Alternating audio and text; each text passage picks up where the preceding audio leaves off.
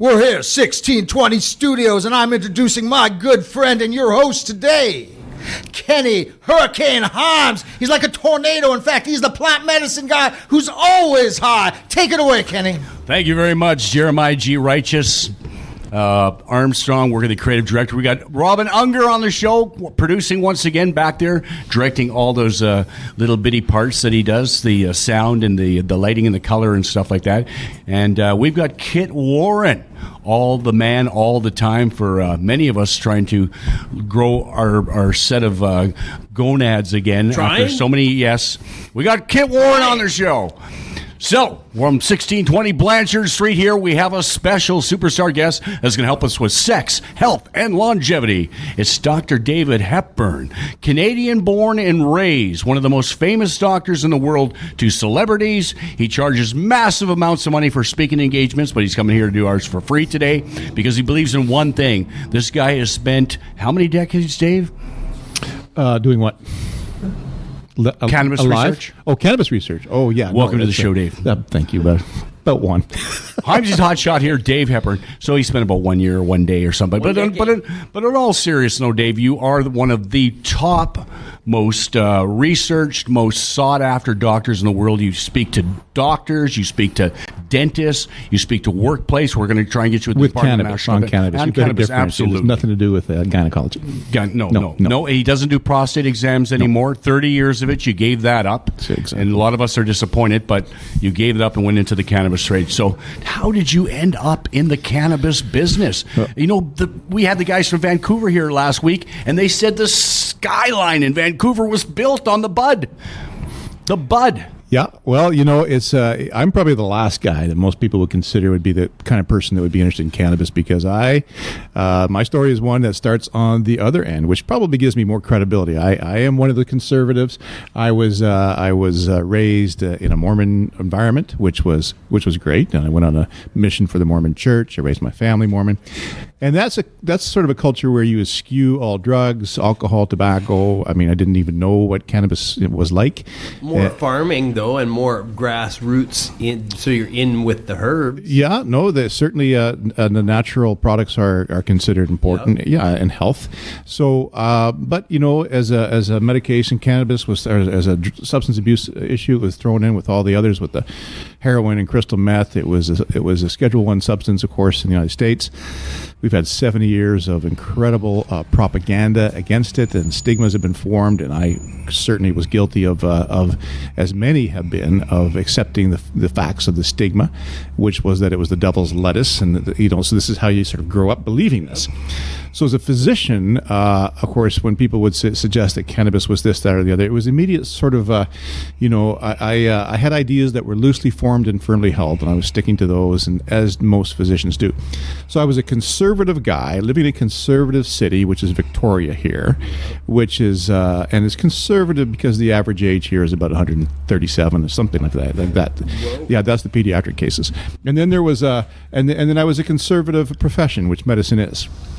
So I already sort of knew that this was not going to be something I was ever going to do. But if I give myself any credit, it was for listening to people. And as patient after patient would come in with no interest in secondary gain, no interest in diversion or selling, and they were in their 90s and 80s, and they would say, "Doctor," wink nod, "the one thing that works for me for my sleep or for my bowels or for my pain is my neighbor's, Hilda's brownies."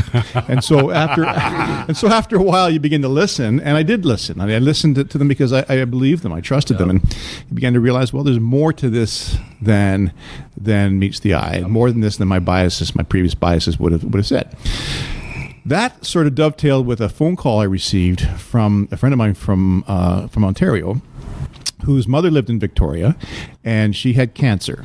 And he phoned me. He was a physician. He said, the only thing that works for my mom for her cancer-related pain and her chemo-related side effects is cannabis, and she doesn't jaywalk. She never breaks the law. Yep. So would you help her be legitimate?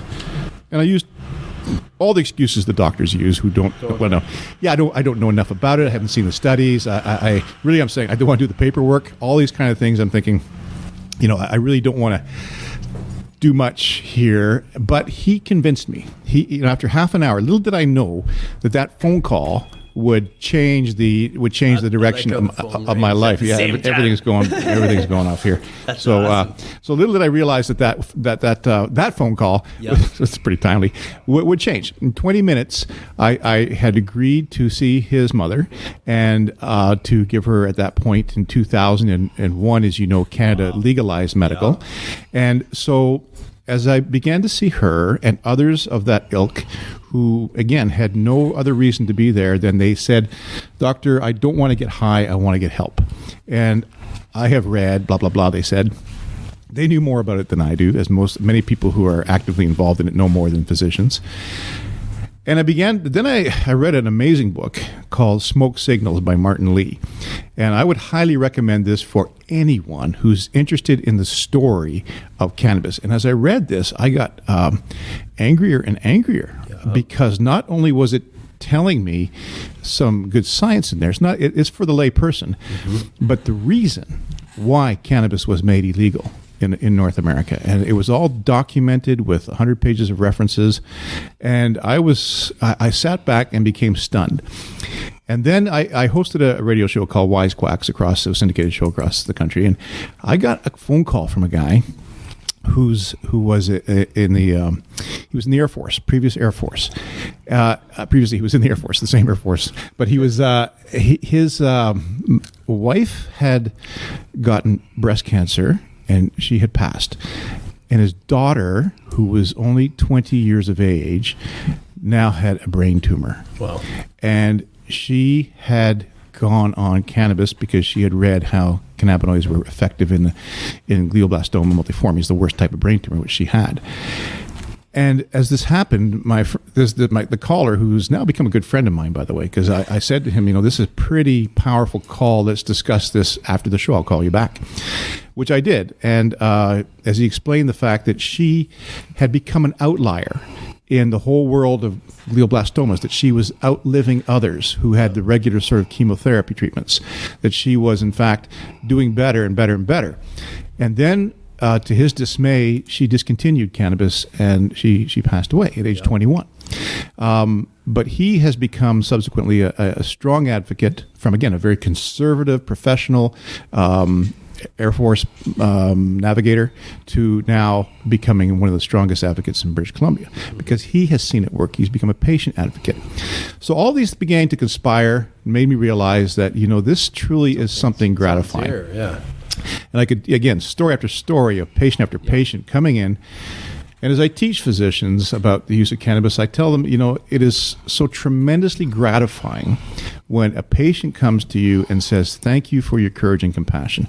Thank you for reducing my medications," whether they're pain medications or antidepressants or sleeping medications or anxiolytic medications, whatever they happen to be. Yep. This is always something doctors are interested in doing, is decreasing the pill burden that patient has and the side effects. And cannabinoids, of course, as the more we research, the four things we're interested in is cost, efficacy, tolerability, and safety. Those are the four things we're interested in any sort of a product, any sort of a medication or a treatment.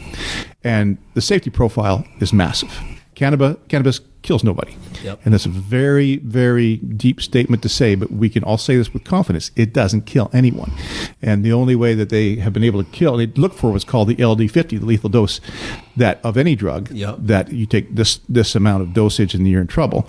And they can't find it. I mean, the only way they could kill the monkeys was, as they say, was to dump the leaves on top of them and smother them. Yeah. That's the only way, as the joke was going. So again, you begin to see that this is very safe.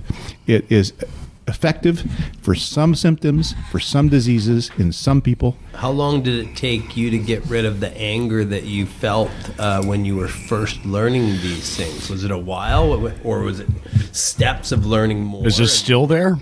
Only when I look at you, Ken. This is the anger. I can feel it welling up. I can feel it welling up in my blood, actually, because Ken and I have history, and it just all comes back. This is what I take it for, is PTSD with days with Kenny here. But no, I create that with a lot of people. Yeah. That's why I found cannabis to be a lifesaver. Without even trying. Thank you. So anyway, I was angry at myself, I think, for having been painted with the stigma. Yep. And Sanjay Gupta is a key opinion leader physician in the States. Okay. And he actually wrote a piece in 2009 in Time magazine saying why I vote no on medical pot. But then he took a year to find out, and he was challenged, and he did something that doctors are never supposed to do, and that is he apologized. Yeah. We were not supposed to. And he did it in public. And he said, for 70 years, this is his quote, for 70 years we have been systematically misled in this country. Yep. And we have been too dismissive of the voices of genuine people who had genuine conditions, and I apologize for my role in that. Well, that was very profound. Wow. And then he went on to, of course, as well known, he produced 3 or 4 documentaries called Weeds, where he began to see the benefits of cannabinoids in certain conditions. So again, I was of the same sort of feeling, and I feel that, I was upset that when I learned how systematically and that we had been misled for the purposes of special interests over the years. And I'm not a conspiracist in any way, shape, or form. But this book, for example, is one of many now that have documented just the reason why cannabinoids are in fact illegal. Gotcha.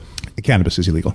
And to quote what was actually said is going to be very hard for you to hear. Yep. But this was the actual language used in Congress in 1937. It was a time where I think fact was not so important as power was more important than fact, truth. Yeah. And so when Henry Anslinger, the Federal Bureau of Narcotic leader, said to Congress, the reason that marijuana, which was the new word they had coined because it wasn't called marijuana before then, should be illegal is because of its effect on the degenerate races. And it makes black men think that they are as good as whites and they will attack your women, etc. This was the rollout. This was the actual words used in Congress. Wow.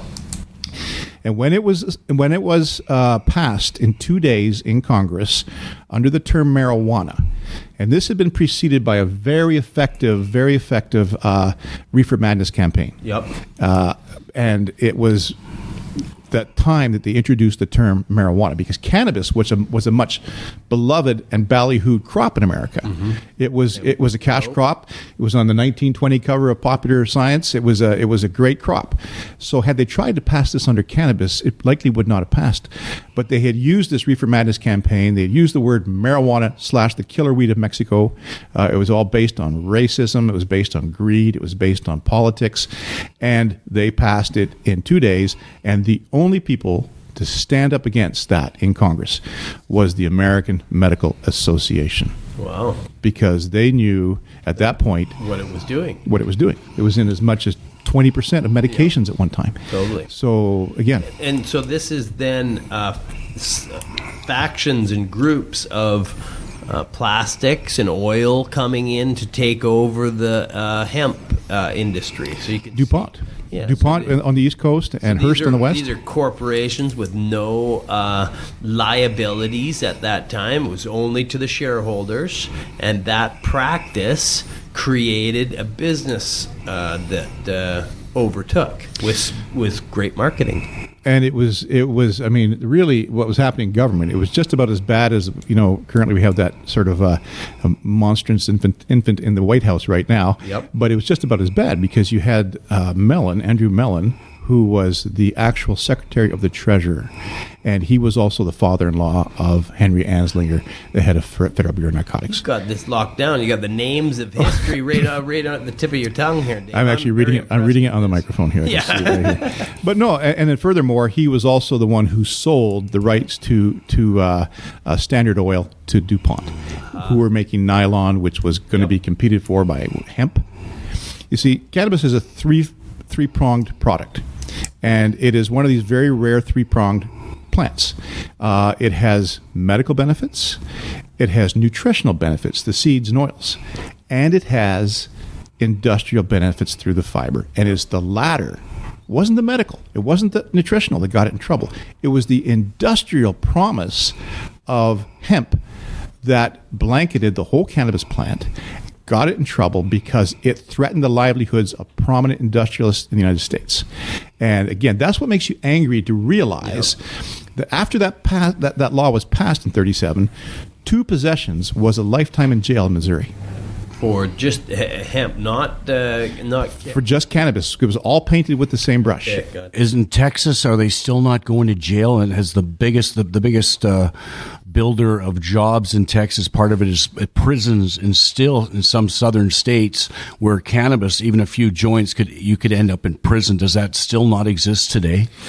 Yeah, it's still considered illegal in many of the states. In fact, there's only 11 states that have legalized cannabis completely. Okay. There have been over 35 states that have legalized medical cannabis, and there are states that have partially legalized CBD. So there's really, and then there's 4 states that have not even legalized that. So again, there's 4 different sort of levels, and of course the federal government has to take the latter one. Varying in Canada to province to province? No. Canada is universal. Universal. Yeah. Okay. Yeah, we're all, as you know, for those podcast watchers in the States, Canada, it believes that we have universal cannabis, and we all have to be incredibly intelligent and handsome to live here. Yeah. We know that. We know this as a fact. So those are the things that are standard across the country. Yes. The exception Is it because of Prince we Edward. are taking the steps to better ourselves each day? Here at 1620, I have to say, since I've known Ken for a while, but since I've got to know you, Kit, this has been a little hub of really some remarkable brainstorming. Cool. So what you're doing here, I think, and the real desire to want to do good and health in many different avenues. I mean, here we are. It looks like we're playing chess or eating sushi at the same time. I'm not sure, but this is the type of mental stimulation that that I love to hear here is the brainstorming, the beehive activity, the idea, the looking at the different avenues. So by doing that, I think it's I've been very impressed with what the 1620 has stood for. The rugby community has taught me well and to balance myself well in several different disciplines, and so I can thank the Castaway Wanderers for that. Honestly, it's I just take rugby and turn it into a life game. Yeah. No, it's I mean, I love rugby. It's that we could talk about. He loves for a rugby long players. time. How about the sevens? The women's sevens are set to really challenge the number 1 New Zealand team in the world. It's exciting. It's really exciting to see the rugby pick up here in Canada, and to be able to go into New Zealand. And the legs on those Tonga players, and I'm talking about the men.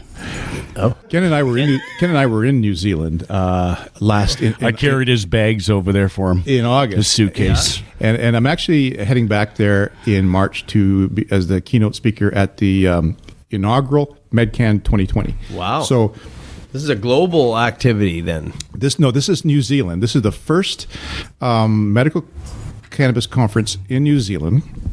They just passed the medical cannabis law a year ago, and then just in December they passed the regulations. And this is a good point to understand, is that there is a real global tipping point happening with the appreciation for the benefits of medical cannabis, medical cannabinoids. Oh. And so New Zealand has now realized, and they are trying to educate. So I've been fortunate enough to have been asked to go down there. That's fantastic. And this time I will not bring Ken because of the Tongan men are quite frightened. Yeah. Ken keeps asking, "What are you wearing under that lava?" And I keep saying, "Ken, don't do that again, please, not in my presence." In the meantime, you have a Lulu in your lemons, as I'm biggest rugby guys in the world. Yeah. I think. Yeah, no, they're huge, and a lot of Maori, a lot of South Pacific Islanders live in New Zealand, and so. Dave, speaking of international stuff, like how are we with Colorado, California having lit the way for us, taking the body shots and getting this whole thing rolling? Did you really say lit the way? Lit the way for us. Yes, those guys, those gals down in California, Colorado, brought. How far is Canada behind them in years, maybe, to getting to where they are, where you have the edibles, you have all these medicines you can get recreationally or get from a physician? Well, California was the first state to actually legalize medical cannabis. Colorado was the first to legalize full recreational or, quote, adult use cannabis as well, followed by Washington and Oregon and Alaska. So, again, now they're up to 11 states, Illinois being the most recent.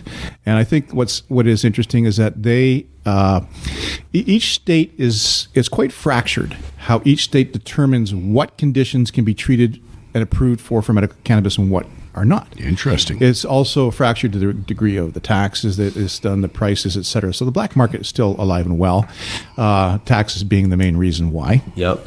Lack of variety being the other reason why. And that is a comparable problem in Canada as well. So a comparable issue in Canada is the fact that the licensed Health Canada producers, they don't necessarily have the variety. They don't necessarily have the strengths. And so what we've been doing here at 1620 is working on systems to implement and get the Canadian people access to this high quality medical product. BC Bud. Known around the world. So I think the government's put in a structure, and then they're looking to the business world to plug into that structure wherever that fits. And it's going to take some years to develop. And the government is sort of like the mechanic you go to see, and to have your who says to you, I couldn't fix your brakes, so I made your horn louder. In other words, it's that approach that doesn't really, they're really trying to chase themselves. They don't really look at necessarily the right. I mean, when I consult, and one of the things I get to do is consult the governments around the world as to the Canadian experience. Yep. And I tell them there's not a mistake that you're going to make that we haven't made in Canada. There's not a problem you're going to face that we haven't faced in Canada. And then I go on to discuss the iterations of the laws that we have gotten. But yeah, they have been one obviously mistake on top of another. And but it's eventually getting there. It'll work its way out, and bringing in the craft and the knowledge behind these people that have been doing it for decades and decades. Now that can bring in the strains, bring in the deeper knowledge of the crystal, and curing it, and just making sure that we have high quality items for people.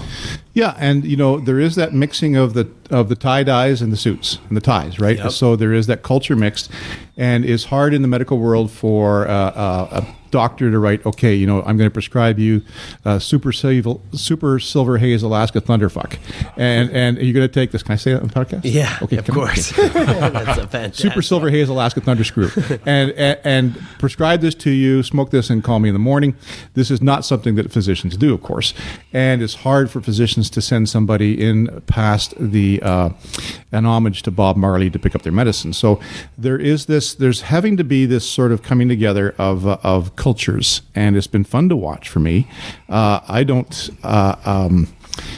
think the whole, quote, hippie culture is great. I think hippies are fantastic. I think we should all have a few. I mean, they're wonderful to have and play with, and they've got all sorts of entertaining, they're festive, they're flea-ridden, they're fun. They're not fighting, that's for They're sure. not fighting, exactly. Yeah. and what I have been doing is studying the plant on the realms of out of the box thinking, and some of that study gets to the relationship human beings has with this plant for a very, very long time, and it's almost like a gardening with a co-companion plant, because the cannabinoid receptors are getting filled by the plant.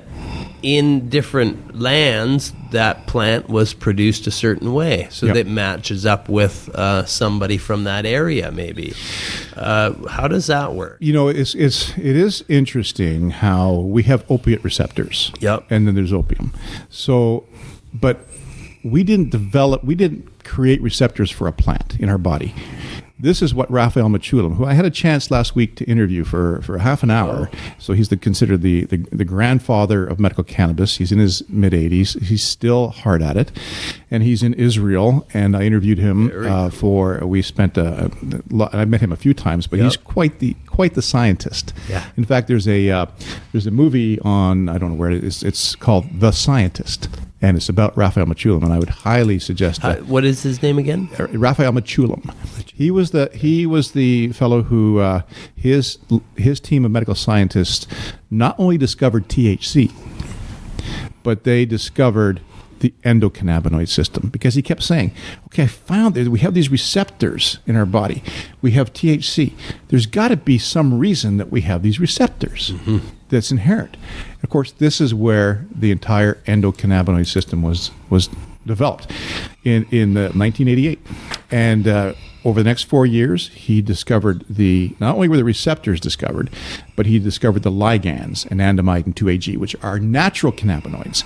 And then he discovered the enzymes that break them down and metabolize them, MAGL and FAH. But the thing about it is, the whole purpose of medical cannabis is to harness our natural endocannabinoid system. Mm-hmm. In other words, when our endocannabinoid system is not working properly, disease tends to happen. Yep. And there's several conditions that are postulated to be this: fibromyalgia, some migraines, Tourette syndrome. The list goes on. Some seizures. The list goes on of things where the endocannabinoid system's not working properly. So you give them cannabinoids for certain conditions, and what happens is that you end up sort of making up for the disabled ECS that may be happening in a person, so that they have a dysfunctional endocannabinoid system. They don't make enough of their natural endocannabinoids, or they don't have the right receptors, so they end up having seizures. Yep. This is why, of all the indications for medical cannabis, and I think there's some exciting futures in them, this is why seizures has what's really caught the eye in children. Within a couple minutes. Well, it's not for the actual during the seizure. It's for prevention of seizure activity in the most difficult to treat seizures, such as Lennox-Gastaut and Dravet syndrome. So these are very, very difficult, horrific conditions to treat. And what happened? It took the sort of world by storm.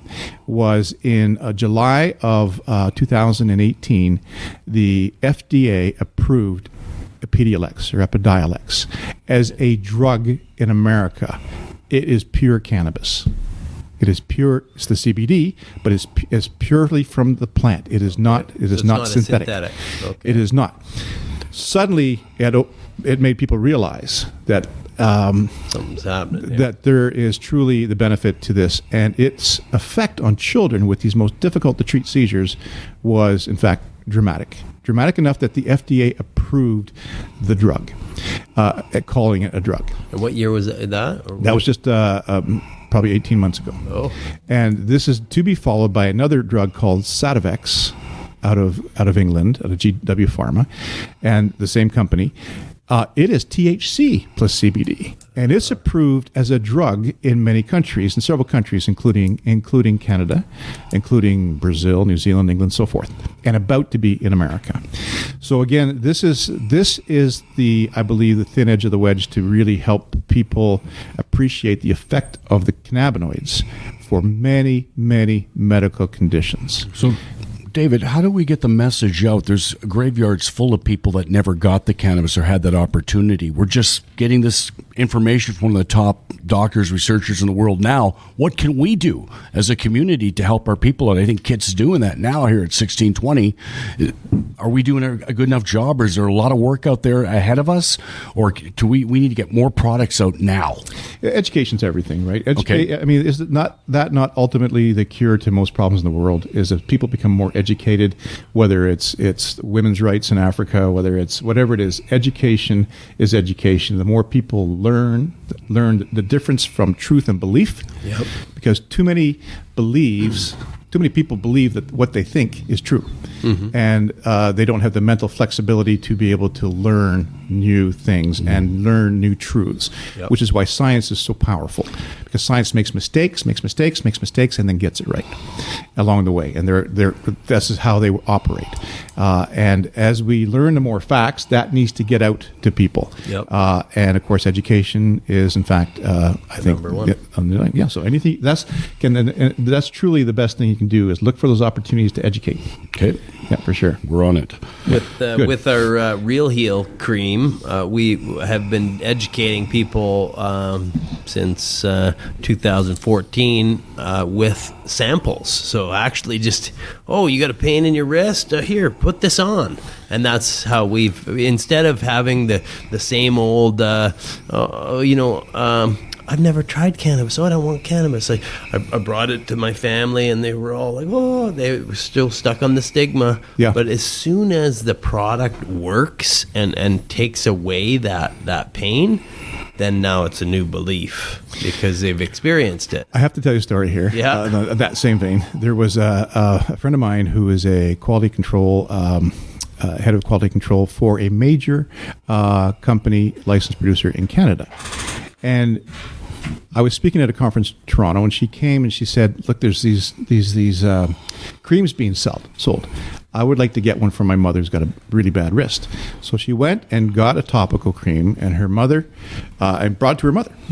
And her mother had such a bad condition that she was on the typical sort of cocktail that people are on, which are everything from Advil, which is way more dangerous than cannabis, and some narcotics to help sleep at night. So, at any rate, she told me that it sat there. She gave it to her mother. It was a cream. She didn't have to ingest it. It was a cream. It sat there for a month. Her mother wouldn't touch it. Finally, after much badgering, she did. And then, so she asked her mother, "Well, how did it work?" She said, "It works great, but I'm not going to use it because it's a bad drug." Quote unquote. That's exactly what she said. And so, you begin to see this. Meanwhile, she's being prescribed, opiates for her pain. Yeah. But again, it's the lack of education, it's the strength of the stigma that has existed for so long and been so fortified by several. We have a marketing plan in place, and the marketing plan in place is to reach the pets. Yeah. Because people love their pets. So and public relations. Once you reach the pets with CBD and the changes are happening, then the family can see that, and it goes to grandma. And grandma will go, okay. Grandma sees the cat using it and says, Yeah. "Hey, listen, that cat is high." Yeah. And, look at the Rastafarian dreadlocks the cat has now. This is fantastic. And now it's eating the dog food. No, it's funny you say that. Yep. Because, topical is the sort of easy way. You're not ingesting it. It's on the skin. And the number of people, I can tell you, this is what sort of convinced me, the number of people who come in and say, "I can't believe how well that worked." And I always love it when they're extremely skeptical, because when they come in, those are the most rewarding. Yeah. And I remember this one lady. She was, again, I think she was about 90. She was waiting for a hip replacement. She was on 2 fentanyl patches a day and some breakthrough morphine. And so we said, well, let's try the cannabinoids. And she came in a month later, and she said, "I use this cane, but I don't need it anymore." And then she pointed her finger at me. She said, "Dr. Hepburn, don't let anybody tell you this stuff doesn't work. It works." And she did not want to believe it was going to work. Yeah. So the real skeptical ones, the proof is in the pudding. Yeah. When It makes when you does happy. help. Yeah. As a doc, to see your patient smiling and alleviated, that's the goal. Absolutely. Speaking of patients, Dave, little known fact about Dave, if you don't already know, he was in the 1984 Atlantic Olympics. What? I was, but there wasn't any Olympics in 84. So was it 90? What year was that? It was 86? It was 96. Okay, sorry, 96. I It apologize. was in the 1900s, so that's a good start. Sorry, it gets really well done. smoky in here sometimes. So in 96, Canada wouldn't have him because they already had an Olympic doctor. So he went on into the 96 Olympics in Atlanta, Georgia, as the doctor for Team Vanuatu. Yeah.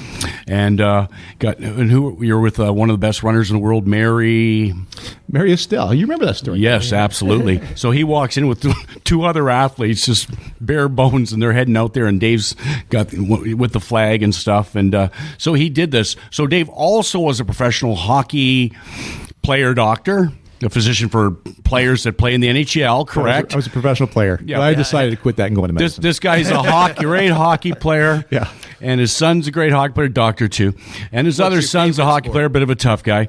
But the big thing that around in kids' world of rugby and boxing and stuff, and you've sat on those boards, you've gone to the panels meetings, and you met Ricky Williams, who got traded from the NFL up to the CFL because he had smoked cannabis, and apparently. And the UFC's getting onto this now. The big football teams are getting onto this now. They're doctors and saying cannabis is good for concussion syndrome also. Correct or not? Yeah. In fact, I was at a conference called CanMed I was at Harvard. This was a couple of years ago, and so I went to Harvard. I just like to say I went to Harvard. But I went to Harvard just for this course, and it was fascinating because they had a panel of 4 NFL players on a panel discussing how they, first of all, they discussed the culture of the NFL and how the whole purpose is to get them ready for the next Sunday by hook or by crook, whatever means, including using medications that were not always beneficial to them, and that these players had decided to treat their conditions, whether it's head injuries or other injuries, including not being able to sleep and anxiety and everything else, with cannabinoids. And so they presented it, and they talked about some of their friends with head injuries. This was followed by a panel of 4 neuroscientists at Harvard who were from different places, who explained scientifically the effects of cannabis in helping deal with fractured microtubules of the brain. In other words, concussions and things like this. Totally. So it was quite a very interesting hand in glove sort of. I've used it firsthand for those things, and you know what was really funny, Ken? But now you're choosing orange sweaters. Orange sweaters. Well, it really the shows side up effect. nice. It's helpful, the John Horgan NDP orange, the Orange was Crush my here in first British doctor. Columbia. My first 97 boxing match. Dave was in your corner? Ken put on. I had no doctor. Did you I win showed that up- one? I showed up and I just had him to check me over and make sure I was physically A prostate ready to go. check for a fighter, though? Yeah, he asked for 3 of them. Oh, 3 of them. Three of them, Okay, yeah. yeah. Back You were to giving away. back. That was a hat trick back in the day. It was those were the days. So that was a funny story. And then when I saw your face, I knew I recognized you, and you came out and said it. And when you dropped your drawers, I recognized you. So it was A lot of us have. Exactly. That's Kit Warren. The 1 o'clock cock walk. I lost a bet and had to walk the bar at 1 o'clock with the bar full, naked, with only my boots on. So a lot of people recognized me. Yeah. What lost did you a bet. bet? The world was flat or something? Alcohol and cannabis bet. You probably deliberately did that. I'll bet the world was flat. I was a big alcohol guy, and just like yourself, I didn't go near cannabis till I was about 33. I was alcohol, 2 years ago. 2 years ago, and it was all alcohol and concussions, and I didn't even know what a concussion was, Dave. To be honest, when you saw stars, I just thought that was a big hit. Yeah. So I am Shake it off and get out there. Yeah. So I went out to the forest and did my healing, and cannabis was a big part of reconnecting those pathways, just like you say. So I experienced all that. Speaking of forest, have you ever heard of the forest bath walk that they do? Isn't that fascinating? Japan and Germany. Big time. 25% of Japanese have done this, by the way. And this talks about cannabis. They also celebrate giant penises there, too. Okay, Ken, that was kind of a distraction. Didn't need. Well, he's digging on Robin, because Robin always has a. You know they love the penis joke. in Japan. Oh, hopefully. And this has been a theme on this show. Ken Himes is keeping it real here. Yeah, or otherwise. But it's called the Forest Bath Walk, and what it is, and the studies are really quite interesting that have associated with this, is that they realize that when they walk through a pine forest, that they feel less anxiety and that their memories are quicker and better. Yep. This is as a result of one of the interesting things about the cannabis plant is it's not just the 140 cannabinoids, of which THC and CBD are only 2 of. And now there's a great interest in the new Rockstar THCP and others. Yep. So, but there are also 200 terpenes involved in the cannabis plant, and there's some cannaflavins, some 20 flavonoids. So, what's interesting about the terpenes is that often gives the cannabis plant many of its characteristics. So again, cannabis has no smell to it, no odor whatsoever. It's the terpene that brings the odor, the smell, and taste. And so the terpenes have different effects. The myrcene is more of a sedating, but pinene is a terpene. Now, there's 10,000 terpenes in the world, but pinene, of course, is one of the 200 that are involved in cannabis.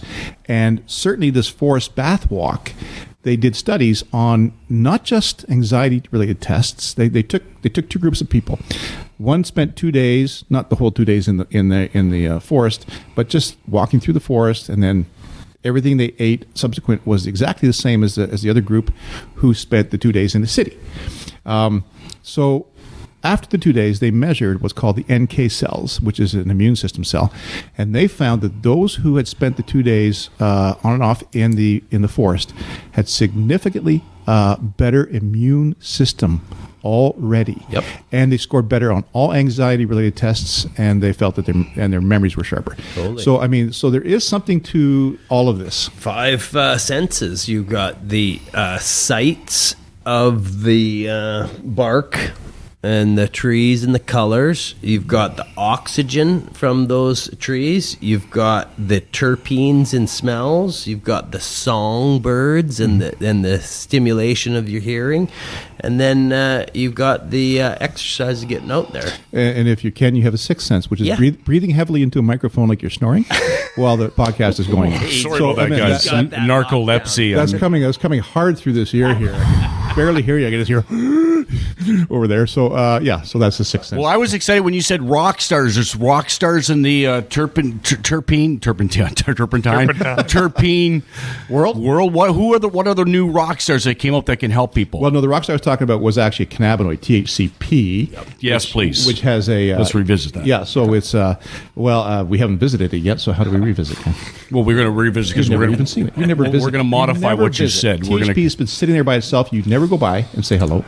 It's supposed so to be don't ever talk about a bunch of revisiting. times stronger than THC. Yeah, it is. It's more. It binds better to the both the CB1 and 2 receptors better Okay. than THCP up to 3 times. So there's some interesting. Have we found strains that contain that? No, it's very difficult to do that. But obviously this is something that is being more sussed out. But this brings up one of the big debates in cannabis, and that is the entourage effect. Is it the whole plant better than isolated compounds? And there's quite a debate going on in the medical cannabis world between the two. Do you isolate out a THCP and see what receptors it attaches to and see what benefits it has per se, or do you use a whole plant derivative strain and hope that it blankets and does the whole thing? So again, there's really an ongoing debate about this at the moment. For a while, through Shadow Mountain and through people and practicing with the people, we had something called the smell station. And so we would have the 10 strains, and my thoughts were that you get the smell to the person, and the person decides based on the terpene profile, which then would tell the body or that person the cannabinoids that they might require. And that's something that I was practicing there, and it seemed to coincide every single time. Somebody that wanted a sativa or knew those smells, or somebody that wanted an indica could smell that essence in there. And in the States, they have some bars now that add terps to particular, whatever it is, cocktail or drink. Terp slurps or terp burps or whatever afterwards. Yep. And there's actually sommeliers of terpenes, people who just the whole terpene has its own. I mean, it's its own. Yeah, it's its own huge section altogether, and they have terpene magazines, terpene radio, terpene bobbleheads. Probably, everything. There's a lot of. It's its own really popular subset of the cannabinoid plant. Yep. How much of a role it plays in the entourage effect is yet to be determined. There are superstars in the terpene world, and that would be, I would say, beta caryophyllene, BCP, which is a remarkable terpenoid for many conditions. It's a powerful anti-inflammatory, more so than even aspirin. It is found typically in the pepper sort of derivatives. Yep. But it's an antifungal. It has some interesting very interesting components. BCP, keep that in mind. That's probably one of the futures you're going to hear in the world of cannabis medicine. Is you're going to hear CBG, THCP, and and beta caryophyllene. And they've got the sour, sweet, and the terpene profile kind of in a round circle where they line up with Obviously, characteristics. their characteristics. Yeah. Where is the leading research coming from now? 1620 Blanchard. I know they research in here every day because I just can't remember what the hell we were talking about. That's when I all. come by, it's like, wow, they must be doing research. There are some countries that lead the world. Certainly Israel, Okay. where it all sort of began. Canada is not shabby by any stretch of the imagination. What we need more of is clinical research. Clinical. And so in those jurisdictions where cannabis is legal, and right now there are 33 countries that have legalized internationally, as opposed to nationally, I guess. But it legalized, and as a result, they have they're beginning. Each country that has in fact legalized wants to also verify and validate, and so they do a lot of research. But it depends. I mean, Spain, for example, is one of the world leaders in cannabis and tumors, particularly brain tumors. So again, England has got out of King's University in England and other places, they've come up with some remarkable research. And what's interesting is that what I enjoy doing is researching the research, and there is no shortage of it. And a lot of it as a clinician, because I look at the science and I try and say, well, what's clinically relevant?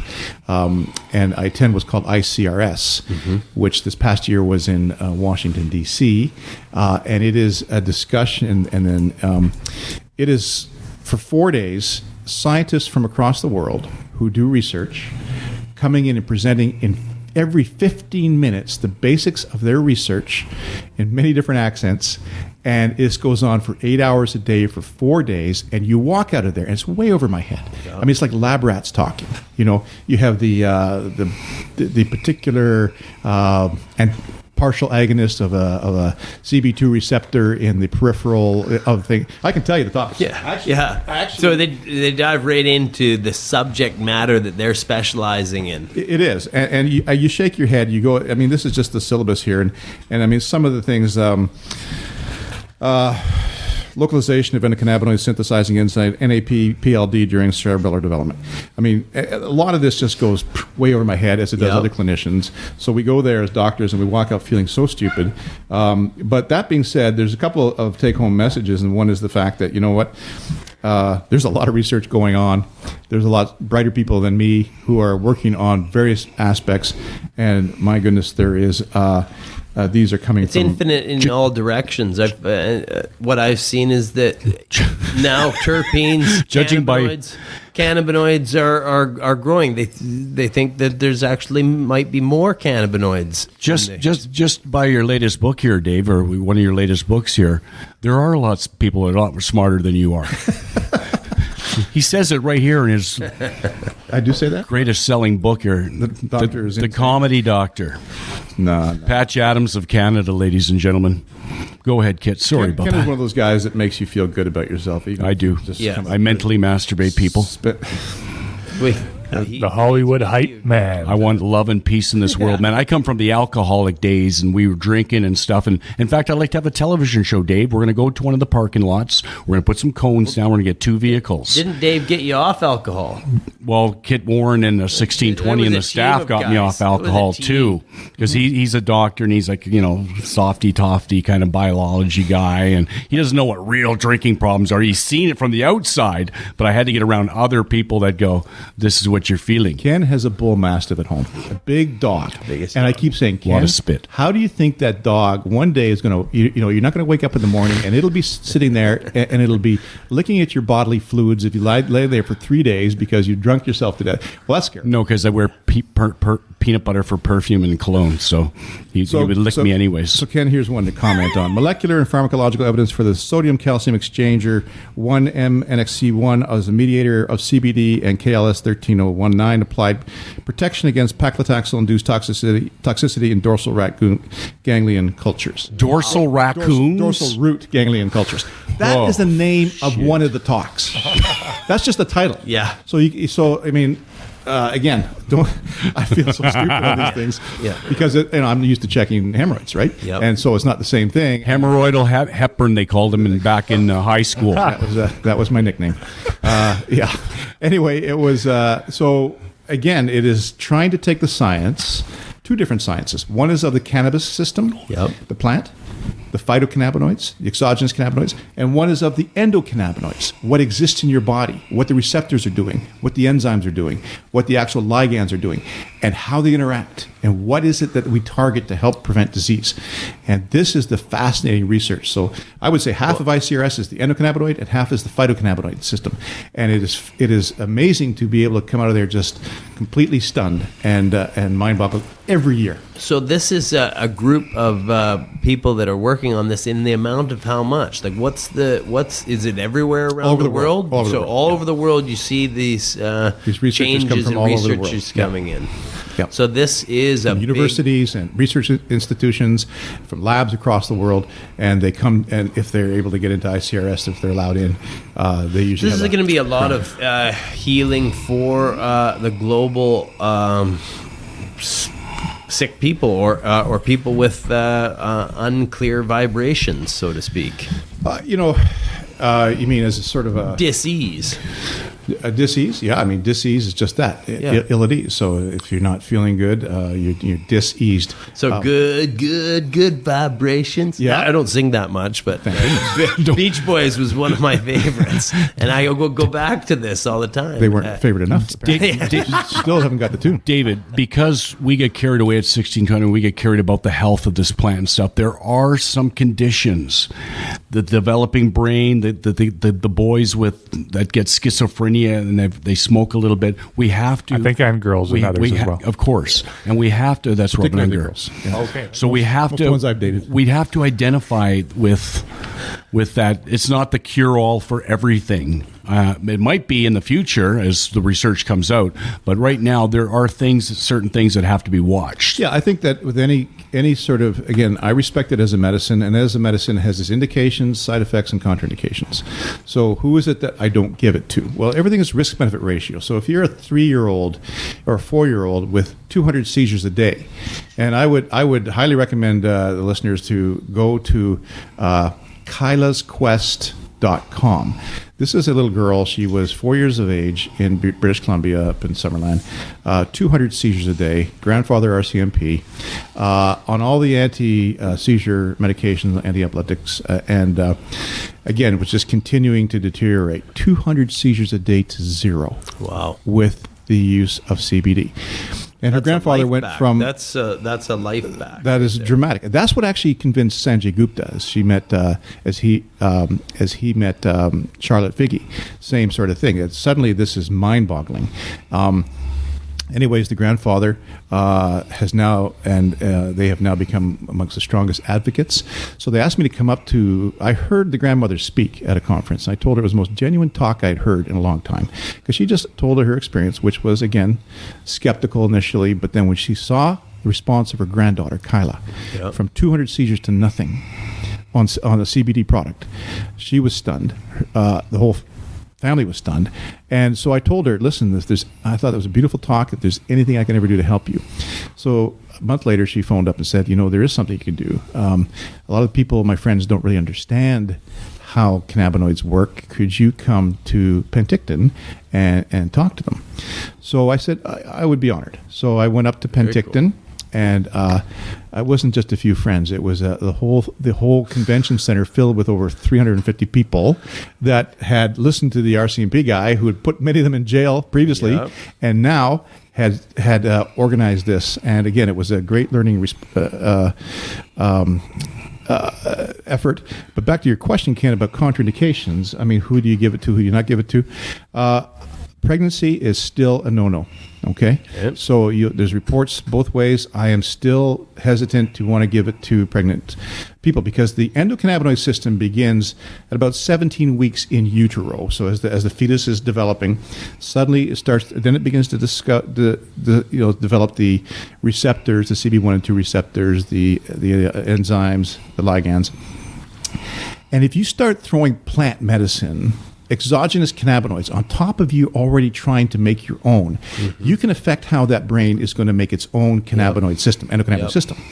So that goes on to age 25. Neuromaturation goes on to age 25, unless you're Canadian. It goes on to never happens. But anyway, so immature. So what happens is it's up to that age. Even my sexual organs are immature.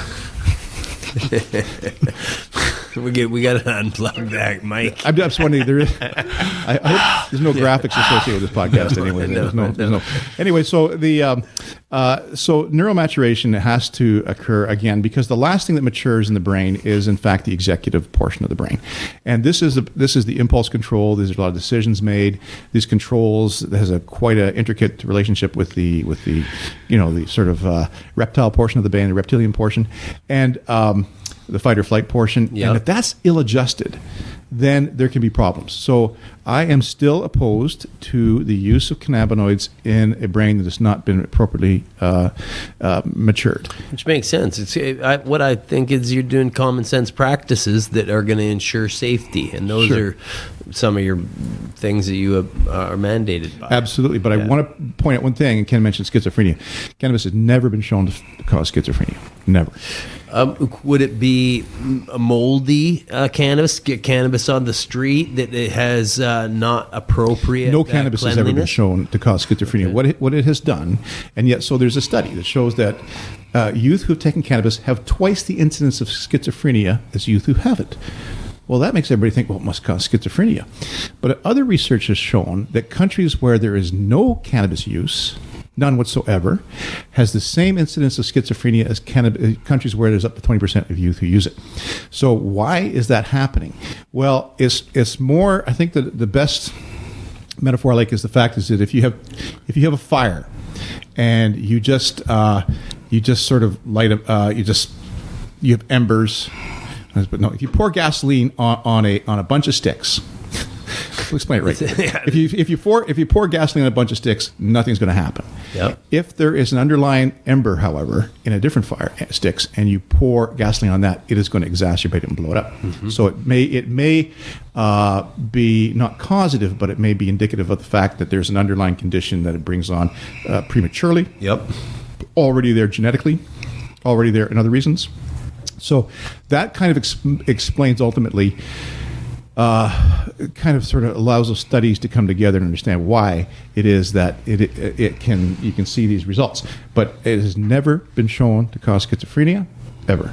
So that's an important point that has to be clarified. Yep. It can sometimes aggravate conditions. That being said, if there's schizophrenia in a patient, I wouldn't use cannabis. Now, that being said, there's cannabis and cannabis. Mm-hmm. As Dianne Feinstein said, there's cannabis isn't cannabis, it's cannabis. Because you can't compare CBD and THC. No. They can be completely opposite reactions. So where THC may aggravate schizophrenia, CBD is actually being used at 600 milligrams a day to treat schizophrenia without the side effects of other current antineuroleptics. So there you go. This is a fascinating field, but it's a great question, contraindications. And I would do you have any more of those beauties? Any more what? Questions? He just one a week. He's used it. He's used it. But those are exact indications as far as that's concerned. But, and the number of conditions it helps. Like, it's surprising. There's those we know. Nausea and vomiting, yes, it's really good for. People know that. They take it, they're nauseous. Wow. Migraine headaches, a couple of inhalations off of vape, gone. Yep. We've all seen these. Chronic pain, spasticity. We've all seen this. This has actually been revealed in the proceedings of the American Academy of Science, Engineering, and Medicine. So this has all been shown to be the case. Seizures, again. But in other conditions, you would be surprised. Hair gel. Hair gel. I've been using the cream as a hair gel to put on my temple and remove the inflammation in my brain daily, and I feel wonderful. And it's 92 years of age. You're looking. It's obvious. But what happens is that the what were we talking about?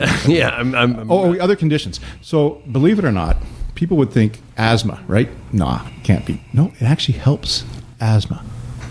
So again, not smoking it, but inhalation of it can actually act as useful as Ventolin, which is a standard of care for asthma. An hour later, they have the same amount of bronchodilation on just a small amount of THC, 2 milligrams. So it opens up the lungs, gives them relaxes the tissue. In fact, there's another great YouTube video of a judge who's got a great name in Florida by the name of Judge Bench. Oh yeah. And this is a judge who had put people behind bars for cannabis use, but he came down with a life-threatening condition, which he talks about on YouTube, and I highly recommend taking a look at that, which is COPD, which is chronic obstructive pulmonary disease, emphysema and bronchitis. So his wife had suggested to him use cannabis, and he was coming to the end, so he was, he did. Yeah. And he got up in a courtroom later, or in some sort of a testimony thing, and he was in tears as he talked about the fact this saved his life. Not only did it save his life as a judge, it saved his life if he wasn't a judge too, I imagine, but this saved his life, but he was really remorseful for the people he put behind bars for that. Yep. So again, there are many indications as well as contraindications that are yet to be explored, that are yet to be studied completely, as far as the research is concerned. But when these anecdotes come out, or we call them case histories, they can't be ignored. This is a judge, for example. Yes. And I actually have seen another judge who is using it for pain as well. There are many who have been very skeptical, and again, case after case after case, story after story. I can tell you again. So those cases, when they get out there and the public's changing, and it feels like the public is changing, we're getting people coming and asking questions, and they just want to learn. So we're wanting to put together the right facts, the new technology, all of these research that's going on now, rather than from the past. It's exciting to see that people are going to take these steps now. It is, and information is coming out more and more. Information will never replace illumination, as Susan Sontag said. So in other words, we have to be willing to unlearn in order to learn. Yep. Because if we're not willing to even open our minds to what the benefits can be, if we remain narrow-minded, I was one of them, then we are going to lose a lot of the ability to really be able to make a difference, including in ourselves. So we have to take chances in life. Life, we're only here for a few seconds in this world. And, as the old saying goes, ships that stay in the harbor are safe, but that's not what ships were built for. No. In other words, you go out, you explore what the world has to offer. Jump in water full of piranha, explore that. I had the joy of taking Ken down with me to the Amazon recently, and watched him exercise his newfound courage. Thank you, Dave. Yeah, you guys swam in the actual water with piranhas. Yeah. Well, we didn't know the prawns were there. Oh, fantastic! But that's why you wouldn't have gone in then. Well, the story is tell them the story, Ken. About the Paicha. Well, the Paicha. So we're going after the river monsters. They're like giant sturgeons down in South America in the Amazon. So we have to bring one up on shore without fishing hooks and stuff. So we wrangle one in this giant net and we start pulling it towards the shore. This is to feed the community, right? Well, they would use it for feeding and people and stuff, but ours was just to catch one because Dave likes to have like a 400-pound fish slap you in the head with its tail, it will knock which you out. Generates the scales are this big and they make jewelry out of you imagine a big pike or a walleye or a salmon or something that just has and so Dave thought that was really funny if I get hit in the face. And then he took me on some other adventures too where wait, go back to that he wanted me to walk around in sandals in the Amazon where they're like every step is death, like the bullet ant that feels like 200 stings of a honeybee all at once. There was all these spiders that kill you and banana spiders and all these giant snakes hanging from trees and holler monkey. But that was just fun for Dave to watch me almost cry. Ken was so terrified. I never thought I'd see this guy scared. I was on medications. My doctor wouldn't let me have my medications while I was in South America, so I was having breakdowns almost every day. Couldn't find any cannabis to relieve the stress. So Dave just kept asking me to grow a set, right? Yep. So let's go up in the bayous and let's go meet with all the lords of the drug lords, the 12-year-old boys that shoot you in the face for a gram of cocaine, and there's millions of them all over in the upper portions of Lima in the hills. Then he wants me to go through a cemetery, and I had to watch over the car to make sure that we weren't attacked in the car. So all my anxiety is just building and building and building, and then I get constipated. So I'm always going to Dave. So it's 9 days without a doo-doo, and I'm just feeling like crap. And Dave's just laughing and howling. Hey, try this, whatever, right? We couldn't even get cannabis to use, but we could get cocoa leaves. No problem. Can try these. Well, I was raging. Yeah. My eyes darkened. We got 800 gigs of this stuff. He tortured me because I got him in a prank years ago. Yeah. But it's showtime, boys and girls. So Because Dave, Kenny doesn't lay down. Dave, I got a quick question for you here. Yeah, go on. Robin Robin on the Unger. mic. Robin Unger. So you're saying that you wouldn't recommend youth using these products, but would say the topicals be okay for pain relief, or maybe certain terpenes like the BCP for anti-inflammatory properties, and not using the CBD? It's a great question, and one I actually get asked quite a bit. And this is important to know. Topicals are not absorbed into the bloodstream. Okay, so again, Real Heal, which is your product. Yep. Again, and I've seen your product, and it is definitely packed full of cannabinoids. Yeah. But it never will be absorbed into the bloodstream, and so yes, that indication is fine. There's many delivery mechanisms, of course. There's inhalation. Go ahead. We're gonna say. So just maybe for like young women dealing with the onset of menstrual pains, or a woman who is pregnant. You said you don't recommend pregnant women use it. What about the pain from pregnancy topically? Is that something that could still be Topical use? I think there's almost no contraindications because of the fact that it is not absorbed. Right. But there are many delivery mechanisms, and that's a good point. I mean, there's the inhalation method, which we never suggest smoking, by the way. It's always vaporization. We don't. Smoking is 900 degrees Celsius at the tip, where vaporization is about 220, 230. And so you don't actually incinerate that and inhale it into your lungs. So inhalation is a good delivery mechanism. It's a good delivery route. But smoking is not the ways to do that. Topicals are. Ingested oils are. Suppositories, which is Ken's favorite, but it's not very, and not very popular. Not very popular bastard. Well, show them the videos. Ken. But it's not very popular at parties, but it is again Bring another that up, delivery Robin. mechanism. So again, we have all the delivery mechanisms which need to be taken into consideration. It's a good point. Yeah. So yeah, again, and that's an excellent point. The fact that is understand that you can use a topical, you won't get high from it, and Ken's delivery mechanism, that is one of the fastest reacting ones, isn't it? for some conditions, because it's 2/3 absorbed into one system and 1/3 absorbed into the portal system. So it's not even absorption, but it's becoming a fast, popular method particularly in Europe, for use of cannabinoids. Again, for people who can't take it because of they have issues with nausea, and vomiting, or whatever. I've just signed Ken to a contract where he's going to be doing a series of advertising for our suppositories. Yeah, that's. You bastards. Oh, I have the video for that too. By the way. Yeah, for sure. We have to archive that. Well, we got 18 minutes left to go there, David Hepburn. Dr. David Hepburn on the show here at 1620. We're on the corner of Blanchard, beautiful Herald Street in beautiful downtown Victoria, where health, sexuality, longevity is the main attraction, and our big star, Mr. Action, is Dave Hepburn.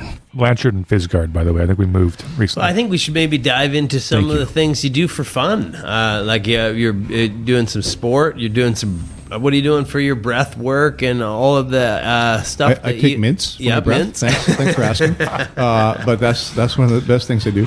Oh, I as Ken will attest to, I have a bit of a death wish when it comes to the adventure thing. I got that. I'm missing that gene that I'm scared of things like others are. I just don't. So as a result, I kind of enjoy being able to go to jungles and bounce around in there or other scenarios. And so I enjoy sports thoroughly, whether it's hockey. I try to play once a week or twice a week. I've taken up, believe it or not, pickleball. Oh, what's this one? Pickleball. Have you ever heard of pickleball? No. Anybody ever heard of pickleball? You have. I've seen a few courts around town. They have them built now. It's the fastest growing sport in America. Mm-hmm. And I was in a big, huge, massive sports store in Salt Lake City, and they have a whole section designated for pickleball. Well, give us, Ken just likes the name there. Of the ball. What does the ball look like? It looks like a gherkin. No, it's a round ball. Yeah. And it's a game that would say combine badminton with tennis with ping pong. It is that kind of a game. And I have to tell you, I just got here from playing pickleball up in Duncan. So fun. Cool. So fun. I can't believe it. You got to be kidding when I first heard about this. But then I tried it. I love to try these new things. Yep. So keeping active physically obviously is important for so many things. I mean, certainly sedentary lifestyle is not a good lifestyle. It's a risky lifestyle. And certainly, yeah. So whether it's biking or hockey or pickleball, a lot of the focus on at 1620 is activities or creation and art, and so we're looking at not only the cannabis side of things, but an all-round overview and a lifestyle. Yeah, and you're the poster child for that, kid. I mean, you absolutely are. You walk the walk as well as talking the talk. So this is why people who have improved with what you've done, your interventions and helping folks. So again, I think that I always admire people who leverage who they are and what they are for the good of others. And I've seen you, and I believe you're genuine in how you do this. So I really again, appreciate so that. again, Thanks. I'm not saying this because I'm on 1620. Yeah. 1620. Yeah. So I'm not saying that because of that. No, I'm saying it because it is true. This is why it's I'm working. glad to come down here. And we're seeing it. We're seeing people, and the people that are coming in and becoming members, they're advancing in their life. And it's as you like to see your patients go away smiling and happy, Or just go away. Yeah, just go away. Please, Mrs. Bloggins, you've been here for half an hour. So that's what our goals are, and it's great to see that you're taking the reins and educating people and really bringing a healing to the world, a global community. Yeah. I really appreciate what you're doing. We look up to you on that. Thank you very much for guys exchanging each other's phone numbers and stuff. But I've got to ask you the critical question here. The Love Fest is over for a second. I'm not sure what that means. It's the same thing that says, we got how many, 15 minutes left? Can you just say it, please? 15 minutes left. Sir, Okay, yes. thank you. 11 minutes and 40 seconds. So, thank you. 11 minutes, 40 seconds. Perfect. So, now I know people growing up, and I still know people that smoke cannabis or however they use it, and they're freaking lazy, and they don't seem to have any drive. They just want to play computer games and stuff like that. So there's going to be people out there listening to this going that, no, this is wonderful what they're doing at 1620. It's lifestyle changes. People are getting off alcohol, drugs are ground zero. The opiate war is on. Fentanyl war is on. And right now, people are using cannabis to get better. But I know people that are just weak and lazy. That what is going on with these people? Is it because they choose an indica over a sativa? No, Ken. I think it's we know that if 10 patients in front of me, all with the same condition, exactly the same condition, I gave them the exact same medication, I could get 10 different responses. And the same would be true of cannabinoids. Some of the most, it's been a real education for me as I've met people who have been lifelong cannabis users in this industry, and they're brilliant. They're brilliant. Carl Sagan, others. I meet Carl Sagan, but these are this example of some of the most creative and brilliant minds have been lifetime cannabis users, and that is also true of the people I've come across. And I just go, wow, I cannot believe that stigma that I always taught that the cannabis user was going to be, amotivational syndrome. Well, David Carradine smoked cannabis and hung himself while masturbating. So to continue on is the fact that True. No, the whole sort of response that people have can vary dramatically. Again, I have been impressed with the actual opposite, Ken. It's easy Number to say. one swimmer in the world, Really? Michael Phelps. Michael Phelps, Yeah. all the gold Sure. medals. Yeah, that's right. Number one sprinter in the world, Yeah. No Jamaican kidding. sprinter. So, No way, that guy smokes joints. So all these have to. elite There's a lot of athletes, Jamaican, I think. top of the world. Yeah. It's just been sort of in behind the scenes, I think, for a while. Well, remember those old Gretzky commercials? If I was doing drugs, I couldn't perform like this. And you see him digging out a goalie. But maybe he's not talking. Maybe he should have been talking about alcohol. He was I don't know probably if the getting great paid one by was on Merck. Cannabis. I'm not sure. We'll have to check in on that. No, but the whole issues of amotivational syndromes, psychosis, these sort of things, I don't agree, Ken. I think that there's again, I could give a antidepressant to two people depressed and have two different reactions. One may be elevated and excited and The other one may become just. Ken might be onto something though, because it does get your appetite up, and then if Yes. you're eating, you shouldn't exercise to 20 minutes. So you're sitting on the couch. Well, you talk about you talk about boner weed, skinny weed, Boner and weed. giggle Did I hear about boner Yeah. weed? Yeah. So, I mean, its effect is boner weed, skinny weed, and giggle weed. So, in fact, it's interesting how cannabis users, even though they have the munchies, end up losing weight. You know, and that has been a sort of a conundrum, but they now realize its effect on some of the metabolic aspects of the fat cells show that they're 300 calories burnt more a day in a cannabis user. Wow. So, and more effective metabolism.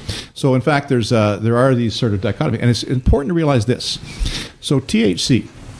You know, one of the common story here is people say, "Yeah, you know, I used it when I was a kid and I got paranoid," and they think therefore they're allergic to it. So you hear that all the time. And the toxicity is in the dose. So again, this is important to realize that THC, which is the psychoactive cannabinoid, really has a biphasic properties to it. So if I gave you THC for anxiety at say 2.5 milligrams, it could be a wonderful anxiolytic, settle your anxiety, you feel great. I gave you the same drug, exact same drug, but I gave you 10. You could get absolutely agitated, paranoid. So this is a biphasic. It's the same medication, but the dosage is everything. Yep. Same with pain. If you give it a lower dose, you can microdosing. You can treat pain. Higher dosing, it can be worse. So, and this is other conditions as well. Temperature, your body temperature. All these things are affected by the biphasic nature of THC. So dosing is important. So when people do get certain sort of what you would suggest are amotivational or anxious or paranoid, Lackadaisical, yeah. it may be the fact is how they're taking it, what dosage they're taking, and that's been a hard thing to convince people who've had the experience of getting paranoid when they've smoked a joint when they were 20 years ago. No, man, I must be allergic to it. You had an answer for that, did you, Kit? Well, they were overdosing with that dosage. Or wasn't it you said mold in the containers and stuff that it comes in and packaged? There's a lot of study in different vibrations of sequences that these cannabinoids are coming into the body at, and are they coming into the body at their most clear musical notes, so to speak. So I think there's some research that we're doing on these areas to make sure that the terpenes and the cannabinoids are being presented to the human body at their clearest versions. And most of the musical notes involve Bob Marley. Yeah, Bob Marley. One love musical note. The Whalers are good too. Eh? So, with this new understanding of cannabis, are you looking to other plants, and are you going around the world to look at other opportunities to see benefits from the plant world? I thought you said, am I looking at other planets? Yeah. Because people would suggest that Ken would come from a few.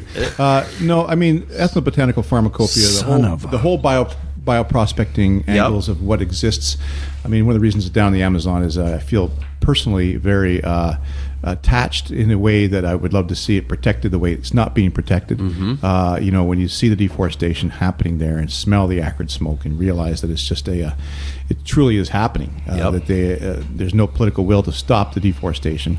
What exists in the Amazon as far as the potential benefits medically to the world, when we know now, today, 20% of all modern Western medication has a birthplace in the rainforest. So when these things are being burned and lost, and less than 5% of the Amazon has been bioassayed properly, there is a great ability there. I think that I think it's one of nature's, not only it's called nature's lungs, the lungs of the world, lungs of the planet. I think it's also the pharmacy of the planet. And I think there is a lot to learn about other plants as far as their abilities to help. I mean, we're now seeing mushrooms coming into popular use. We're seeing things that we used to be frightened of, but now we're beginning to realize there are indications, medically speaking. Dosages, practices, and seeing beneficial results. Yeah. So I totally agree with you on that. This is going to be a global new world of going to old world. Yeah. This strangeness is the new normal. So we have to be prepared, I think, mentally to to be mentally flexible Yep. and to be able to lose biases in order to understand and learn. And again, so many of us are raised in a certain story of our lives. That's how we're born into a story, and then we adhere to that story, whether it's an idealism early and tightly and don't want to admit that anything but our story is correct. So we have to be born in a certain place with certain parents at a certain time. Our story is going to be this. We'll grow up with this sort of and it could be a fanatical story. It could be a nationalistic story, idealistic story, where you think your country is superior, where you think your religion is superior. But there's so many stories, and they're all none of them. They're all man-made. I mean, they're man-made, and so we adhere to these. So it's the freedom of stepping back, the epiphany of stepping back from these stories and looking and allowing yourself to see, again, as we started this off, the difference between truth and belief. Yep. And to realize that you have to have the courage, you have to have the freedom to let go of previously strong-held biases. And so that is one of the things I think that allow us to be where we are today in the world of cannabis, without which, as I see peoples who are intelligent, who are educated, as I see them turn, as I watch them turn, as I watch the penny drop, as they understand that this is not the evil, the devil's lettuce, as we were raised to believe. It's not a communist plot. Exactly. So it is, in fact, a very beneficial, benevolent option for many things. Dave, with 2 or 3 minutes left here in the podcast, what kind of footnote would you like to leave in history? Because you are one of those pioneering astronauts going out there and getting this research and then passing it on. And what kind of note would you like to leave for? What is your stand? A flat would be a nice note. A flat? Yeah. I think Ken, I don't have I don't have any complex that thinks I'm going to make a huge difference. I just enjoy discovering and relaying it to others and learning myself. I mean, I don't want to ever stop learning. The day I stop learning, just take me out the back and shoot me, because I don't ever want to stop. I enjoy that, learning, discovering, those sort of things. So as far as this is concerned, as far as cannabis is concerned, I enjoy being a player, being an educator of physicians who are a very, very tough group to discuss things with, and they don't want to hear from the industry. They want to hear from other physicians. You got your own company. So, but they don't want to hear from. You're helping out, though. They don't want to hear from companies. They want to hear from doctors, who are scientists, who know what they're going through, who think the same way they do, who sat there and had the same skepticism that they've had. So when I can, and the good news is that where I've gone to speak in different places, there has been a noted uptick of the use of physicians prescribing cannabis, including specialists. So that makes me feel good, because I know what it's doing is benefiting people. And as a compassionate secularist, so to speak, I believe that that's one of the most key things we can do, is to help alleviate suffering any way we can. For sure. Fantastic, Dave. Thanks very much. It's great to have you two minds in the same room at the same time. You know, you're on the street, ground zero. This gentleman's traveled the world and getting the education and stuff like that. 3 of us here, 2 minds. That's great. Yeah. One's missing. Well, anything you'd like to plug there, Dave? Ken's breathing apparatus. Oh boy, yeah. Nostrils probably. And more suppositories in there. No, I got nothing. I'm plugging. I just no. But thanks for the opportunity. Yeah, we're having a great 1620. I'll plug 1620. Okay, well, thank you. I will, and I do it genuinely, because it is a really I think a decent, genuine group of people here. Thank you very much. And follow us on at 1620 High Noon on all social media. And then please check out 1620podcast.com for all podcasts and future podcasts coming through.